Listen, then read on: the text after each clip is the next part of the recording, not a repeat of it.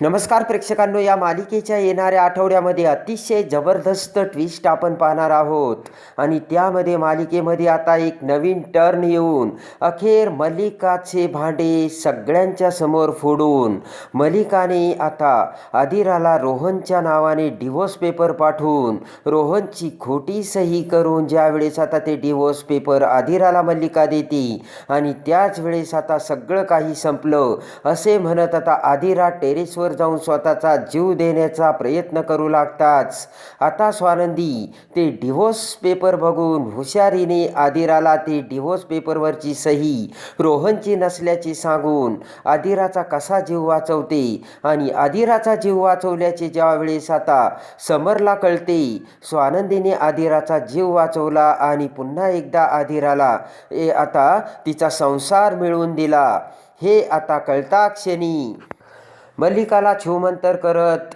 अंशुमनला हवेत उडवून समर कसा आता स्वानंदीचा बायको म्हणून स्वीकार करतो, मागचा पुढचा काही एक विचार न करता आदिराचा जीव वाचवल्याचे कळताच सगळे बंधने तोडून समर हा बायकोच्या नात्याने स्वानंदीला कसा मिठीत घेतो आणि स्वप्नात नाही तर सत्यात आता समर आणि स्वानंदी कशी एकत्र येतात. प्रेक्षकांनो, हे सगळं या ट्विस्टमध्ये आपल्यासमोर आलं आहे.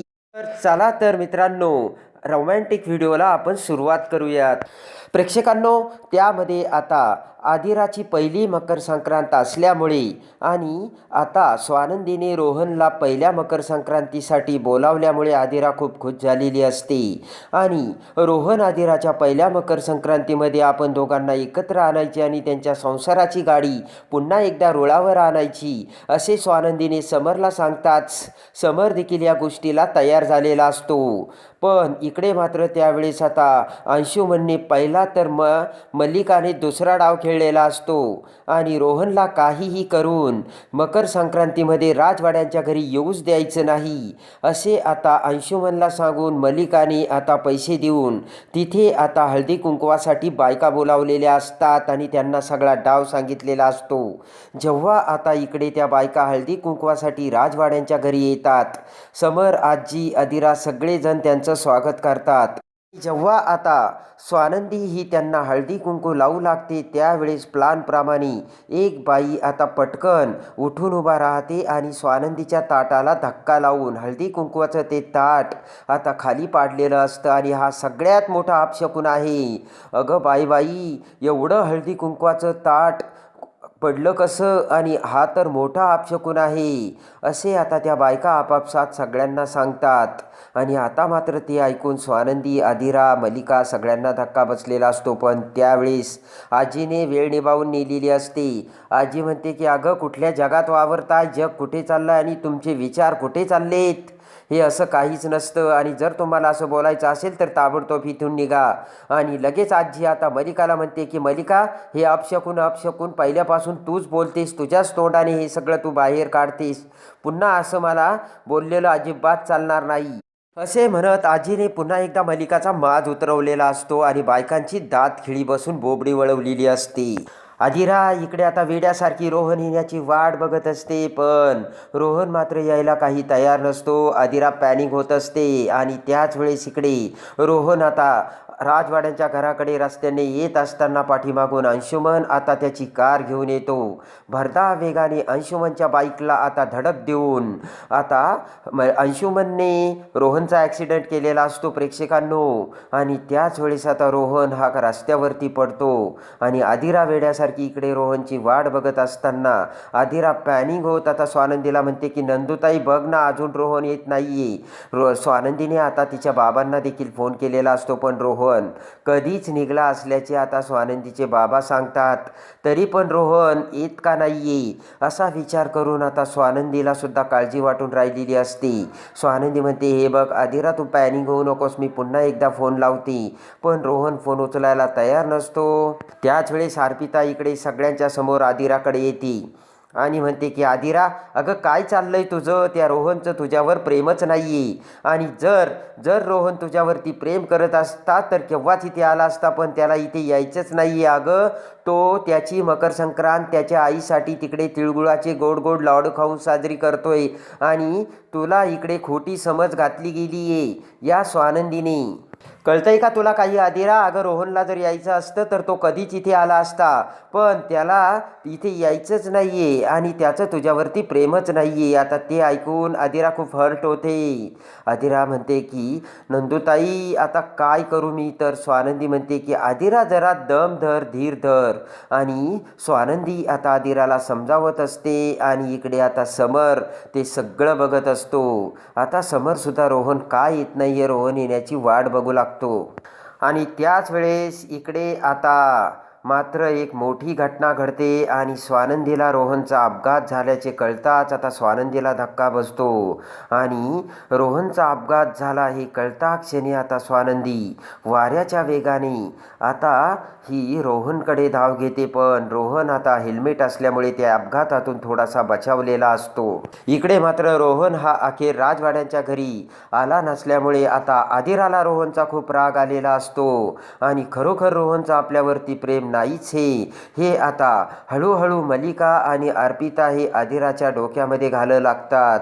आणि आता रोहन आला नाही, आपली जीत झाली यामुळे मलिका खुश असते, तर इकडे रोहन का आला नाही, नक्की रोहनचं काय चाललंय आणि हे सगळं काय होतंय? पुन्हा एकदा स्वानंदी ही रोहनची भेट घेते आणि आता रोहनकडे आल्यानंतर स्वानंदी म्हणते की रोहन, अरे त्या दिवशी तू ना यायला हवं होतंस. रोहन म्हणतो कसं येणार ताई, मला तू सांग ना, माझा अपघात घडवला आणि तुला माहिती आहे का अपघात घडवण्यामागे कोण आहे तो? तेव्हा आता स्वानंदी म्हणते कोण? तर रोहन म्हणतो तो अंशुमन. ज्यावेळेस माझा अपघात झाला त्यावेळेस मी त्याचा चेहरा बघितला. तर ते ऐकताच आता स्वानंदीला धक्का बसतो आणि जे माणसे मला मारायला टपली त्या घरात मी कसा येऊ ताई, आता तूच सांग. आणि ते ऐकताच आता स्वानंदीला धक्का बसतो आणि आदिरासुद्धा तिच्या त्या घरी निघून गेली. जर तिचं माझ्यावरती प्रेम असतं तर तिने मला फोन केला असता किंवा मेसेजेस केला असता, पण तिच्याकडून मला काही रिप्लाय आला नाही, तेव्हा मीच का पुढाकार घ्यायचा? असे म्हणत स्वानंदीचे काही एक न ऐकता आता रोहन तिथून निघून जातो. आणि इकडे मात्र स्वानंदीला धक्का बसतो. मात्र आता इकडे मलिकाने आता राजवाड्यांच्या घरी खेळलेला असतो तो दुसरा डाव आणि पुढची खेळी खेळून आता इकडे मलिकाने वकिलाकडून डिवोर्स पेपर बनवून आणलेले असतात आणि डिवोर्स पेपर घेऊन येत ते डिवोर्स पेपरवरती मलिकाने आता रोहनची खोटी सही केलेली असते. आणि आता आदिरा वेड्यासारखी रोहनच्या आठवणीत घरी हरवून गेलेली असताना अचानक मलिका आता ते डिवोर्स पेपर घेऊन येते आणि आदिराला म्हणते की आदिरा, अगं एक खूप वाईट बातमी आहे आणि मी तुला सांगत होते की तू त्या सरपोतदाराच्या घरी लग्न करून जाऊ नकोस. अखेर त्या रोहनचं खोटं प्रेम समोर आलं आणि बघ त्याने तुला डिव्होर्स पेपर पाठवले. आणि ते ऐकताच आदिराच्या काळजाचा चुकलेला असतो तो ठोका आणि आदिरा म्हणते काय बोलतेस मॉम? तर लगेच ते डिव्होर्स पेपर मलिका आता बारीक चेहरा करून आदिराला दाखवते आणि जेव्हा आता ते डिव्होर्स पेपर आदिरा बघते आणि आदिराला मोठा धक्का बसलेला असतो आणि त्यामध्ये क्लिअर कट रोहनने आदिरासाला डिव्होर्स मागितलेला असतो आणि असेच सही मागितल्यामुळे आता आदिराच्या पायाखालची जमीन सरकते आणि आता आपला जगून काहीच उपयोग नाही, रोहनचा आपल्यावरती प्रेमच नाही असे म्हणत आता रागाने आदिरा म्हणते की डिव्होर्स काय, आता मीच मला संपवणार आहे आणि मलाच डिव्होर्स देणार आहे असे म्हणत रागाने थाय थाय पाय आपटवत आदिरा आता टेरेसवर जाते. मलिका अर्पिता घरी असतात, सगळेजण घाबरतात आणि टेरेसवर जाऊन आता आदिरा ही जीव देऊ राहिली हे कळता क्षणी पळतच येऊन आता मलिका अर्पिता सगळेजण आता आदिराला थांबू लागतात. स्वानंदी पळतच तिथे येते आणि आता स्वानंदी आदिराला म्हणते की अगं आदिरा, रोहन असं करणार नाही, माझं ऐक. आदिरा म्हणते की नाही नंदुताई, आता ऐकण्यासाठी सारखं काहीच राहिलं नाही आणि रोहनने मला डिव्होर्स पेपर्सवर साईन करून डिव्होर्स पेपर पाठवले, तेव्हा माझा तरी जगून काय उपयोग. स्वानंदी आता पटकन ते डिव्होर्स पेपर बघते आणि जेव्हा आता हुशार स्वानंदी ते डिव्होर्स पेपरवर रोहनची साईन बघते त्याच वेळेस ही रोहनची सही नसल्याचे करेक्ट आता स्वानंदीने ओळखलेलं असतं. प्रेक्षकांनो, लगेच आता ती सही ओळखून मोठ्याने ओरडत स्वानंदी म्हणते की आदिरा, अगं हे डिव्होर्स पेपर रोहनने पाठवलेले नाही आहेत, कारण या पेपरवरती जी सही आहे ती रोहनची सही नाहीच आहे. कारण रोहनची सही मी चांगली ओळखते आणि ती ऐकताच आदिराला पुन्हा एकदा धक्का बसतो. पण आदिरा म्हणते की हे बघ नंदुताई, मी आता तुझं काहीच ऐकणार नाही. मला समजवायला जाऊ नको आणि खोटी समज देऊ नको. स्वानंदी म्हणते की मी तुला खरं सांगते, माझ्या बाबांची शपथ ही सही रोहनची नाही. आणि ते ऐकताच आता आदिराला धक्का बसतो.